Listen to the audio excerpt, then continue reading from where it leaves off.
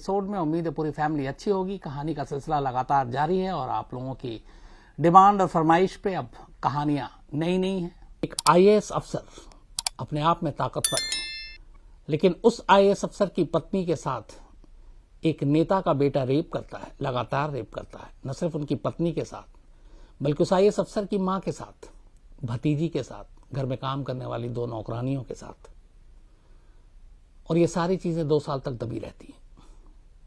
IAS अफसर को भी इस सच्चाई के बाद में पता चलता है, उसके बावजूद कुछ नहीं होता, क्योंकि यहां पे नेता ज्यादा ताकतवर थे। कहानी बिहार के चर्चित चंपा विश्वास कांड की है। चंपा विश्वास आईएएस अफसर बिहार के बीबी विश्वास, उनकी पत्नी। इस कहानी में बहुत सारी चीजें हुई। एक ताकतवर नेता का परिवार, एक आईएएस अफसर की पत्नी, पत्नी के ऊपर रेप का केस, पुलिस में जाकर कंप्लेंट करना, लेकिन पुलिस फाइल को दबा देती है। और फिर कैसे एक गवर्नर के पास जब लेटर लिखा जाता है, उसके बाद ये मामला खुलता है, फिर मीडिया में आता है और फिर क्या कुछ होता है। तो पेश है पूरी कहानी चंपा विश्वास रेप कांड। 18 जुलाई 1990 को बीबी विश्वास, जो एक आईएएस अफसर थे, उनकी शादी चंपा विश्वास से होती है। उसके बाद इन्हें बिहार में पोस्टिंग मिलती है और बिहार में 2 नवंबर 1995 को बीबी विश्वास अपनी पत्नी चंपा विश्वास के साथ पटना के बेली रोड पर एक सरकारी क्वार्टर में शिफ्ट हो जाती हैं। उस वक्त जो आईएएस अधिकारी थे बीबी विश्वास, 1982 बैच के, ये बिहार में समाज कल्याण विभाग में सेक्रेटरी थे और इसी समाज कल्याण विभाग के बोर्ड की चेयरमैन थी आरजेडी की एक ताकतवर नेता, जिनका नाम था हेमलता यादव। तो जिस बोर्ड, समाज कल्याण बोर्ड के सेक्रेटरी थे मिस्टर बीबी विश्वास, उसकी चेयरमैन थी। चेयरमैन का पोस्ट जो होता है वो पॉलिटिकल है। हेमलता यादव, विधायक, आरजेडी की नेता। इनका सरकारी घर और बीबी विश्वास का सरकारी घर पटना के बेली रोड पे लगभग बिल्कुल पड़ोस में था, एक दूसरे से सटा हुआ। ये मामला तूल तब पकड़ता है और सुर्खियों में तब आता है जब 1997 में चंपा विश्वास की तरफ से पुलिस को एक रिटन कंप्लेंट दी जाती है, पटना पुलिस को।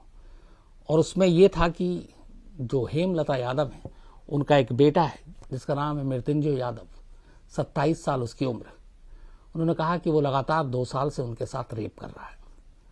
अब बिहार की एक नेता का बेटा और 2 साल से एक आईएएस अफसर की बीवी का रेप कर रहा है, यह अपने आप में खबर दहलाने वाली है। लेकिन शिकायत देने के बावजूद कुछ नहीं होता। पटना पुलिस कुछ नहीं करती, केस को दबा दिया जाता है। अलग अलग प्रेशर आते हैं, दबाव आता है, लेकिन कहीं कुछ नहीं होता। हार कर बीबी विश्वास और उनकी पत्नी चंपा विश्वास बिहार के उस वक्त के गवर्नर, जो राज्यपाल थे, सुंदर सिंह भंडारी, उनको कंप्लेंट देते हैं कि ऐसे ऐसे हम 2 साल से एक नेता के बेटे के जुल्म को सह रहे हैं। न सिर्फ उनका बेटा बल्कि उस बेटे के दोस्तों ने भी रेप किया और एक परिवार में एक एक करके कई औरतों का रेप किया। इवन उस आईएएस अफसर की मां का रेप किया, भतीजी का रेप किया, 2 मेड का किया। इतना ही नहीं, इस कंप्लेंट में यह भी था कि एक बार इसकी वजह से वो गर्भवती हुई, कोलकाता गई, अबॉर्शन कराया। फिर भी रेप का सिलसिला जारी रहा। आप जुल्म की इंतहा देखिए तो उसके बाद उन्होंने अपनी नसबंदी करा ली ताकि कम से कम इस तकलीफ से निजात पा सके, क्योंकि रेपिस्ट रुकेगा नहीं, रेप करना छोड़ेगा नहीं, सरकार कुछ करेगी नहीं, पुलिस अपने फर्ज निभाएगी नहीं, तो ऐसे में अपनी आवाज लेकर किस दरवाजे पर जाए, ये सोचकर एक परिवार और चंपा विश्वास नसबंदी तक करा लेती है। पुलिस से हार कर पटना के राज्यपाल के पास ये परिवार पहुंचता है अपनी शिकायत लेकर। राज्यपाल सुंदर सिंह भंडारी इसे बहुत सीरियसली लेते हैं और होम मिनिस्ट्री को भेजते हैं और कहते हैं कि चूंकि मामला एक आईएएस अफसर का है, उसके परिवार का है और इतना संगीन इल्जाम है, इसकी जांच होनी चाहिए।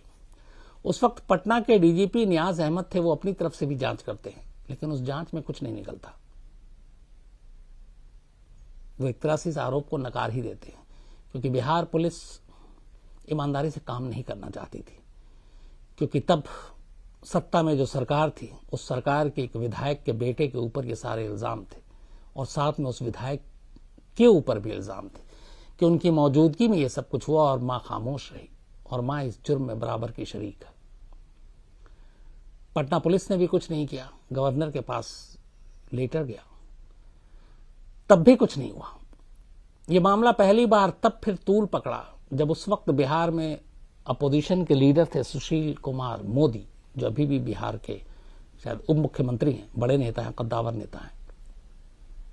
उन्होंने एक प्रेस कॉन्फ्रेंस की, और उस प्रेस कॉन्फ्रेंस में सुंदर सिंह भंडारी को लिखे उस लेटर, उस शिकायत के बारे में जानकारी दी जो बीबी विश्वास और चंपा विश्वास ने लिखा था, जिसमें एक विधायक के बेटे पर लगातार 2 साल तक रेप करने का इल्जाम था।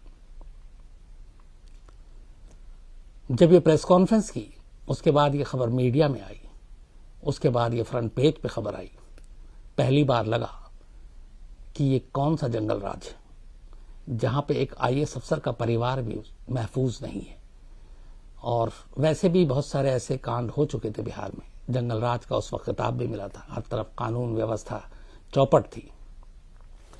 तो उसमें एक आईएएस अफसर भी अगर अपने आप को सुरक्षित न महसूस करे तो फिर कौन सा समाज है, कैसा समाज है जहां इंसान बच सके। इस प्रेस कॉन्फ्रेंस के बाद मामले ने तूल पकड़ा। उसके बाद इस मामले की जांच हुई, जो फिर बयान लिया गया। चंपा विश्वास ने अपने बयान में बताया कि जब 1995 में वो पटना के बेली रोड के सरकारी क्वार्टर में पहुंची तो उनके पड़ोस में हेमलता यादव का क्वार्टर था और उनका बेटा था 27 साल का। उस वक्त चंपा विश्वास की उम्र थी 30 साल और मृत्युंजय की उम्र थी 27 साल। और मृत्युंजय जो है वो already Hindu college Delhi university में वहां का स्टूडेंट, पढ़ने लिखने वाला। तो उन्होंने कहा कि बात 7 सितंबर 1995 की है, जब एक दिन अचानक हेमलता यादव घर में मौजूद थी और 2 और लोग आए और उनको हेमलता यादव के, उन्होंने कहा कि उनके नौकर की कुछ तबीयत खराब है, आ जाओ। तो चंपा विश्वास उनके घर जाती हैं। वहां पे कुछ लोग, जो 2 लोग और मौजूद थे और उसमें कुछ नेता भी थे, वो चंपा विश्वास को एक कमरे के अंदर ले जाती हैं। उस कमरे में मृत्युंजय पहले से था, बाहर से ये लोग दरवाजा बंद कर देते हैं। चंपा घबरा जाती है, दरवाजा पीटती हैं, कुछ खुलता नहीं है। मृत्युंजय उसके बाद उनके साथ रेप करता है। कुछ वक्त के बाद जब वो कमरे से बाहर आती हैं, रो रही होती है, तब हेमलता यादव उन्हें धमकी देती है कि ये बात अपने पति या किसी और को मत कहना, वरना पूरे खानदान को मार दिया जाएगा और तुम्हारी नंगी तस्वीरें भी ले ली गई हैं, बदनाम कर दिया जाएगा। शर्म और इज्जत के मारे चंपा विश्वास खामोश रहती हैं, लेकिन यही खामोशी इस जुर्म को एक तरह से फिर आगे बढ़ाता है। इसके बाद जब तब मृत्युंजय घर में जब भी देखता चंपा अकेली, वो पहुंच जाता और उसके बाद जबरदस्ती करता। कई बार वो अपने साथ कैमरे लेकर आता और तस्वीरें खींचता और उनके दम पर वो फिर ब्लैकमेल करता। एक बार हेमलता भी आई यादव, मृत्युंजय यादव के साथ, और उस दिन जो उनका बयान है उसमें यह कहा गया कि मृत्युंजय ने यह कहा कि वो चंपा विश्वास से शादी करना चाहता है, वो प्यार करता है। हेमलता यादव ने कहा कि हमारा बेटा स्मार्ट है, पढ़े लिखा है, मैं भी चेयरमैन हूं, कल को मंत्री बनूंगी, तुमको भी किसी बोर्ड वोर्ड का चेयरमैन बना देंगे, तुम शादी कर लो, और तुम्हारा पति अब बुजुर्ग है, बूढ़ा है, तुमसे उम्र में बड़ा है। और फिर धमकाया भी। चंपा विश्वास मानी नहीं, लेकिन इसके बाद यह सिलसिला जारी रहा। एक बार बेबी विश्वास की मां कोलकाता से पटना पहुंची, घर में बच्चे और बाकी बेबी विश्वास सब लेकर बाहर गए हुए थे। मृत्युंजय घर में घुसता है और उनकी मां के साथ बदतमीजी करता है। फिर उनकी एक भतीजी आई कल्याणी, उसके साथ भी रेप करता है। घर में 2 काम करने वाली मेड थी, उनके साथ भी रेप करता है। यह सिलसिला चलता रहता है। कुछ वक्त के बाद बेबी विश्वास को भी ये सारी चीजें पता चल जाती हैं। फिर वो अपने जानकारों को ये बताते हैं पुलिस महकमे में कि ऐसे ऐसे कार्रवाई करनी है। इधर धमकियां लगातार मिल रही थी। उन्हें सलाह दिया जाता है कि आप खामोश रहें, किन लोगों के आप मुंह लग रहे हैं, कुछ भी कर सकते हैं। उधर बीबी विश्वास की मां अपने बेटे और बहू से कह रही थी कि वहां रहना ठीक नहीं है, तुम नौकरी छोड़ दो, कोलकाता आ जाओ, यहीं शिफ्ट हो जाओ।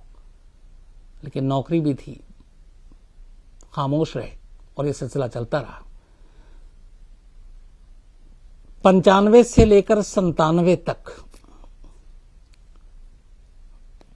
2 साल लगातार चंपा विश्वास शिकार रही मृत्युंजय यादव के। इसके बाद जब गवर्नर के पास ये बात गई, फिर मामला खुला, प्रेस कॉन्फ्रेंस के बाद दर्ज हुआ, जांच हुई।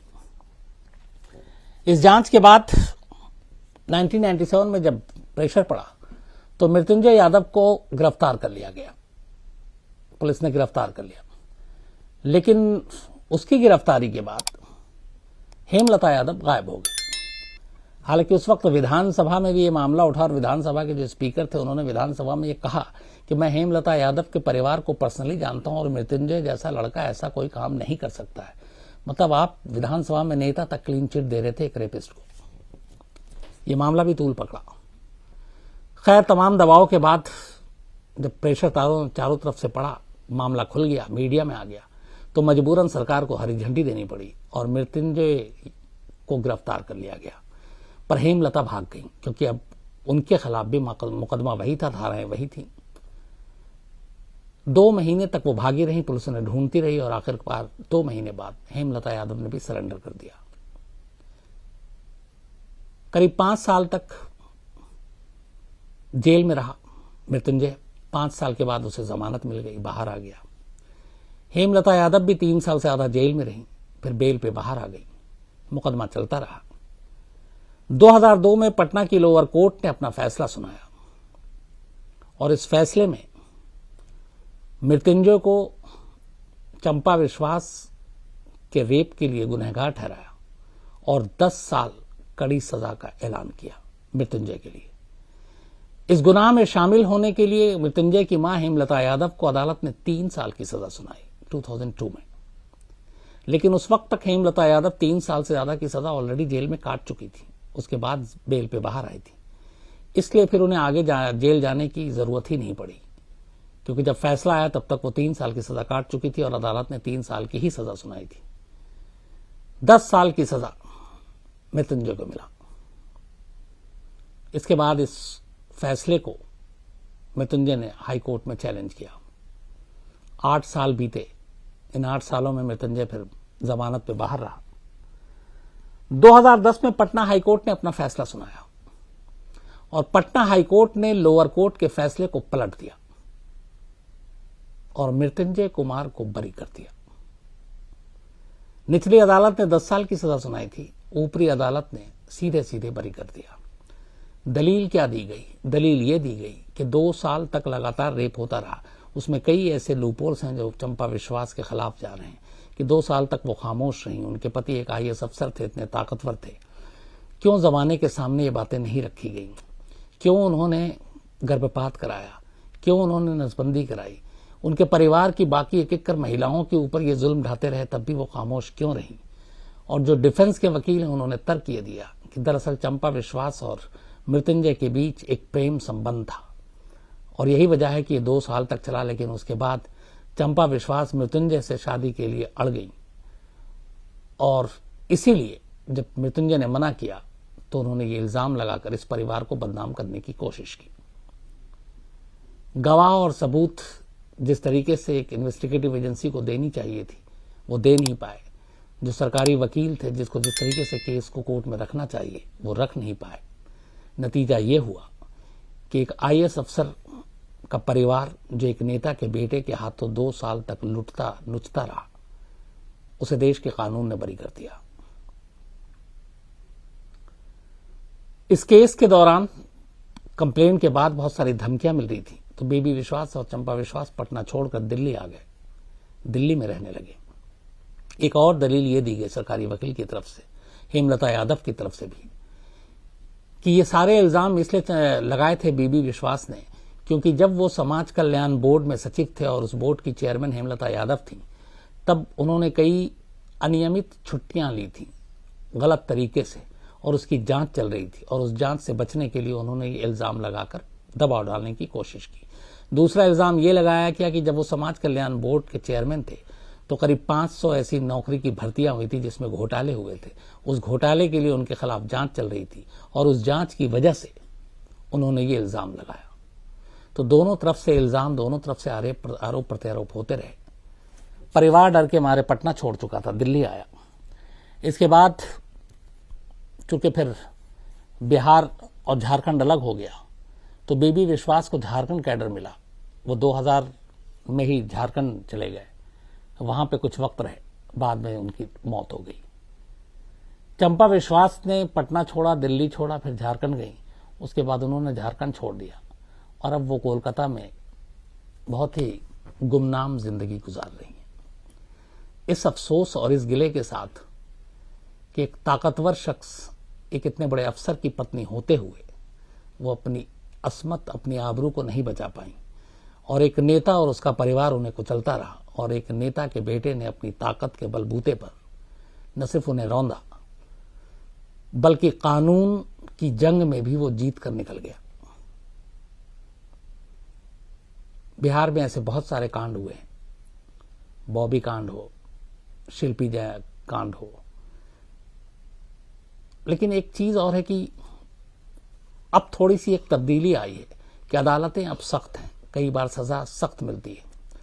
वरना कुछ वक्त पहले के ऐसे कुछ किस्से मैं याद करके आपको सुनाऊंगा जिसमें बहुत बड़े बड़े जुर्म हुए, लेकिन चंपा विश्वास कांड और कहानी भी कहीं ना कहीं यही सवाल खड़े करती है कि एक अदालत 10 साल की सजा सुनाती है, ऊपरी अदालत सीधे सीधे बरी कर देती है, और एक महिला जो तमाम जुल्म ढहती है, जिसका परिवार उजड़ गया, जिसकी आबरू चली गई, उसे आखिर में कुछ नहीं मिलता और वो अब एक गुमनामी की जिंदगी जी रही है। ऐसे बहुत